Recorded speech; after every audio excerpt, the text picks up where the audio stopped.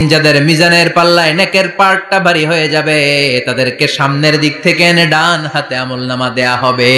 আল্লাহ, সেই কঠিন দিনে আমাদের বাঁচানোর কেউ নাই, তুমি আমাদের সবাইরে ডান হাতে আমলনামা দিয়ে দিও, আমাদের হিসাবটারে তুমি সহজ করে দিও, পড়ে না আমিন। রোজ হাসরে হে আল্লাহ আমার করোনা বিচার, আল্লাহ করোনা বিচার। বিচার করলে বাঁচার উপায় আছে? বিষ্ণু বলেছেন মান নুকিশা উযিবা, যার বিচার আল্লাহ সেদিন করবেন সেদিন তার খবর আছে, তার বাঁচার কোনো সুযোগ।